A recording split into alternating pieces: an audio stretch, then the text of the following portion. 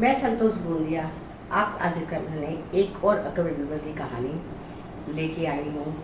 अपन बोलते हैं मनहूस कौन। इस कहानी का शीर्षक है मनहूस कौन। अपन बोलते हैं ना, ये आदमी बहुत मनहूस है, इसका चेहरा देखे तो ये हो गया, इसका चेहरा देखोगे तो ये हो जाएगा। इसी टॉपिक के ऊपर मैं आपके सामने एक कहानी सुनाती हूँ कि राजा अकबर के दरबार में एक आदमी पूरा प्रसिद्ध था कि ये मनहूस है। इस आदमी का चेहरा जो देखेगा उसको पूरा दिन खाना नहीं मिलेगा। सब पूरे लोगों की डिमांड थी उसको फांसी दे दी जाए। तो राजा अकबर ने बोला, मैं ऐसे कैसे किसी इंसान को फांसी दे सकता हूँ, इसकी तो कोई सज़ा भी नहीं है ना, इसने कोई ख़राब काम किया है। तो ठीक है, राजा अकबर ने बीरबल को बोला, कल मेरे महल के सामने इस आदमी को खड़े कर देना।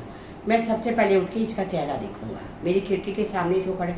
अगर मेरे को पूरा दिन खाना नहीं मिला तो ये आदमी मनहूस है, नहीं तो मैं इसको नहीं तो फांसी लगा दूंगा। बीरबल ने बोला ठीक है। दूसरे दिन राजा अकबर अपनी खिड़की के सामने उठ के खड़ा हुआ, उसको सामने में वो आदमी दिखा और राजा ने उसका चेहरा देखा, वो आदमी चला गया। उस दिन क्या हुआ, राजा बहुत काम में व्यस्त था। जब भी वो खाने बैठा था कुछ ना कुछ काम आ जा रहा था। इस तरह राजा पूरा दिन खाना नहीं खा सका। तो राजा के मन में आ गया, नहीं ये आदमी मनहूस है, आज मैं पूरा दिन खाना नहीं खाया। खाना वो नहीं खाया अपने काम के कारण, लेकिन राजा ने उसको पूरा दोष वो मनहूस आदमी के ऊपर डाल दिया और राजा ने ऐलान कर दिया कि इसको कल फांसी लगेगी चौराहे पे। वो आदमी बेचारा बहुत घबरा गया और बीरबल के पास आया।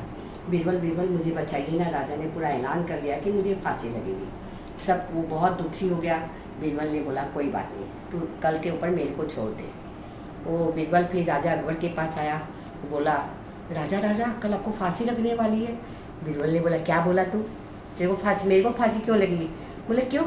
वो आपने उस मनहूस का चेहरा देखा, मनहूस ने भी तो सबसे पहले आपका चेहरा देखा। वो मनहूस पूरे गांव में ये फैलाते जा रहा है कि मैंने राजा का चेहरा देखा तो मुझे आज फांसी हो रही है। तो कोई भी राजा का चेहरा मत देखना।